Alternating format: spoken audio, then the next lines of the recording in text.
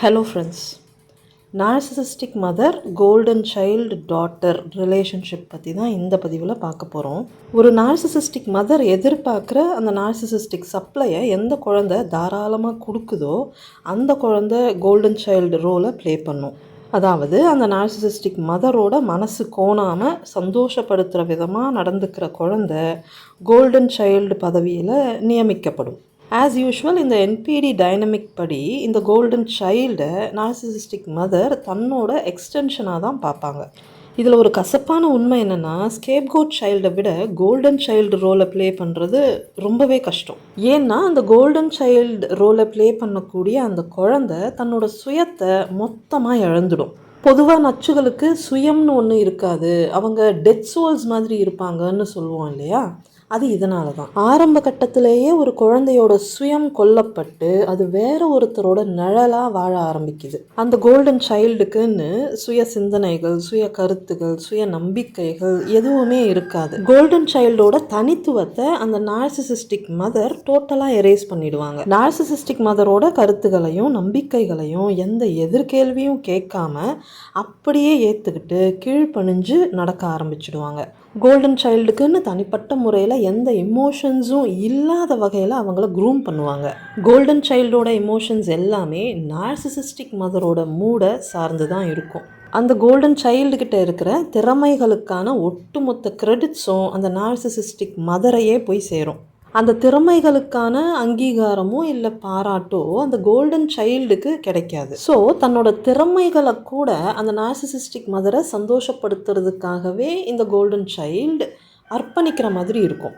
அந்த narcissistic mother தன்னோட golden சைல்டை மொத்தமாக கண்ட்ரோல் பண்ணி தனக்கேற்றபடியெல்லாம் ஆடுற ஒரு பொம்மையாக மாற்றி வச்சுருப்பாங்க. கோல்டன் சைல்டை இவங்க ஏதோ ஒரு போட்டியில் ஜெயிச்சு வாங்கின ட்ராஃபி மாதிரி ட்ரீட் பண்ணுவாங்க.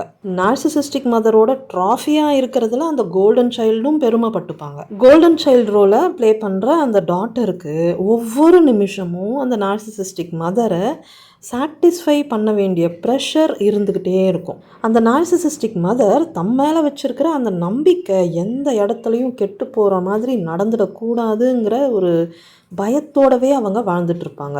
கோல்டன் சைல்டோட சுய உணர்வுகள் அழிக்கப்பட்டதால் நார்சிசிஸ்டிக் மதரோட அந்த உணர்வுகளை தன்னோட உணர்வுகளாகவே அவங்க ஃபீல் பண்ணிகிட்டு இருப்பாங்க. கோல்டன் சைல்டுக்குன்னு ஒரு பர்சனல் ஸ்பேஸ் இருக்காது. உண்மையை சொல்லணும்னா அவங்களுக்குன்னு ஒரு பர்சனல் லைஃபே இருக்காது. நார்சிசிஸ்டிக் மதரோட எதிர்பார்ப்புகளுக்கு ஏற்றபடி தான் அந்த கோல்டன் சைல்டோட டோட்டல் லைஃப்பும் கட்டமைக்கப்படும். கோல்டன் சைல்டுக்கும் நார்சிசிஸ்டிக் மதருக்கும் இடையில எந்த பவுண்ட்ரிஸும் இருக்காது. பிரித்து பார்க்கவோ இல்லை வித்தியாசப்படுத்தி பார்க்கவோ முடியாத அளவுக்கு அந்த கோல்டன் சைல்டோட லைஃப் நார்சிசிஸ்டிக் மதரோட பிணைக்கப்பட்டிருக்கும். அந்த அளவுக்கு அந்த கோல்டன் சைல்டு நார்சிசிஸ்டிக் மதரோட ஒரு நிழலாக வாழ்ந்துக்கிட்டு இருப்பாங்க. அவங்களுக்கு கொடுக்கப்பட்டிருக்கிற அந்த கதாபாத்திரத்துக்கு ரொம்பவே லாயலாகவும் ஹானஸ்டாகவும் நடந்துப்பாங்க. கோல்டன் சைல்டோட நடத்தைகளும் நம்பிக்கைகளும் நார்சிசிஸ்டிக் மதரோட எதிர்பார்ப்புகளை பிரதிபலிக்கும். பொதுவாக குழந்தைங்க ஒரு ஹெல்த்தி ஃபேமிலியில் பிறந்து இயல்பாக வளரும்போது தன்னை ஒரு தனி நபராக உணருவாங்க. இண்டிவிஜுவேஷன் அப்படின்னு இதை சொல்லுவாங்க.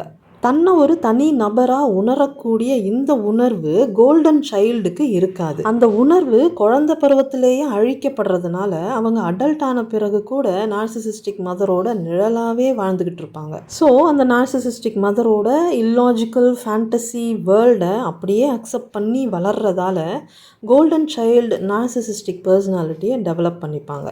பெரும்பாலும் இந்த மாதிரி கோல்டன் சைல்டாக இருக்கிறவங்க நார்சிசிஸ்டிக் மதரோட அந்த ட்ராப்லேருந்து தப்பிக்க முடியாது. ஒருவேளை ரேர் கண்டிஷனில் அப்படி ஒரு மிராக்கிள் நடந்துட்டா அந்த கோல்டன் சைல்டு ஸ்கேப்கோட் சைல்டாக மாறிடுவாங்க. கோல்டன் சைல்டு அப்படிங்கிற அந்த பதவி பறிக்கப்பட்டு ஸ்கேப்கோட் நிலைக்கு தள்ளப்படுவாங்க.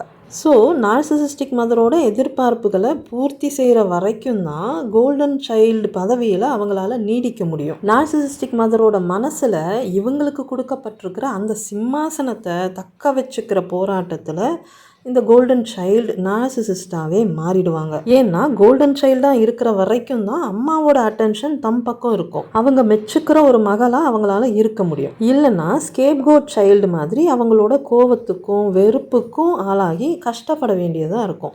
அது ரொம்ப பெயின்ஃபுல்லாக இருக்கும் இல்லையா? ஸோ கோல்டன் சைல்டாக இருந்துட்டால் அவங்களோட அன்பும் அரவணைப்பும் கிடைக்குங்கிற ஒரு தப்பான நம்பிக்கையோட அந்த குழந்தை நார்சிசிஸ்டிக் மதரை சாட்டிஸ்ஃபை பண்ணுற விதமாக தன்னோட சுயத்தை தொலைச்சி சுயமரியாதையையும் சுய மதிப்பையும் இழந்து வேற ஒரு நபரோட நகலாக வாழ ஆரம்பிக்கிறாங்க. ஆனால் அந்த நார்சிசிஸ்டிக் மதருக்கு தம் மேலே இருக்கிறது உண்மையான அன்பு கிடையாதுங்கிறது அந்த கோல்டன் சைல்டுக்கு குழந்தை பருவத்தில் தெரியாது. அந்த நார்சிசிஸ்டிக் மதருக்கு தேவைப்படுற சப்ளையை ப்ரொடியூஸ் பண்ணுற ஒரு எந்திரமாக தான் தன்னை அவங்க யூஸ் பண்ணிக்கிறாங்க அப்படிங்கிற உண்மை அந்த கோல்டன் சைல்டுக்கு அப்போ தெரியறதில்ல. அந்த அம்மாவோட அன்பை இழந்துடக்கூடாதுங்கிற அந்த பயத்துலையும் எப்பவுமே அவங்களோட கவனம் தம் பக்கம் இருக்கணுங்கிற அந்த ஒரு போராட்டத்திலையும் தன்னோட இந்த சர்வைவல்கான ஒரு கோப்பிங் மெக்கானிசம் டெவலப் பண்ணிப்பாங்க. அதனால தான் ஒரு இல்லாஜிக்கல் பிலீஃப் சிஸ்டமும் அவங்களுக்குள்ள டெவலப் ஆகுது. அந்த பேட்டர்னை அவங்க தினந்தோறும் நடைமுறைப்படுத்திக்கிட்டே இருக்கும்போது அது அவங்களோட இயல்பாகவே மாறிடும், அவங்களோட பர்சனாலிட்டியாகவே மாறிடும். அவங்களோட இயல்பாகவே அது மாறி போகிறதுனால அவங்க அடல்ட்டான பிறகு கூட தங்கிட்ட குறைகள் இருக்கிறதா அவங்க உணரவே மாட்டாங்க. மற்றவங்க அவங்களோட குறைகளை சுட்டி காட்டும் போது உடனே அஃபென்சிவாக மாறிடுவாங்க. இவங்களுக்கு கல்யாணமான பிறகு லைஃப் பார்ட்னர்கிட்ட இருந்து அந்த சப்ளையை எடுக்க ஆரம்பிச்சிடுவாங்க. இவங்களோட மேரேஜ் லைஃப்லையும் கூட அந்த நார்சிசிஸ்டிக் மதரோட தலையீடு கண்டினியூ ஆகிட்டே இருக்கும். இந்த மாதிரி ஒரு பொண்ணை கல்யாணம் பண்ண அந்த ஆணோட நிலைமை அதோ கதி தான். அகெயின் இவங்களுக்கு பிறக்கிற குழந்தைகளுக்கும் இதே நிலைமை தொடரும். இதிலிருந்து என்ன தெரியுது? ஸ்கேப்கோட் சைல்டு ரோல் ப்ளே பண்ணுறவங்க வாழ்க்கையோட ஏதோ ஒரு கட்டத்தில் நியாய தர்மத்துக்கு கட்டுப்பட்டு இவங்க ட்ராப்லேருந்து விடுபட்டு வெளியே வந்துடுவாங்க. ஆனால் கோல்டன் சைல்டு ரோல் ப்ளே பண்ணுறவங்களுக்கு நோ விடுதலை, நோ மோட்சம், நோ முக்தி.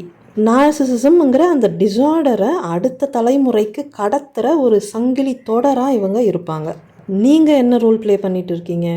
ஸ்கேப்கோட்டா இல்லை கோல்டன் சைல்டா? உங்கள் அம்மாவோட உறவை இழந்துடக்கூடாதுங்கிற பயத்தில் உங்களுக்கே தெரியாமல் நீங்கள் கோல்டன் சைல்டு ரோல் கூட ப்ளே பண்ணிக்கிட்டு இருக்கலாம். யோசிச்சு பாருங்கள்.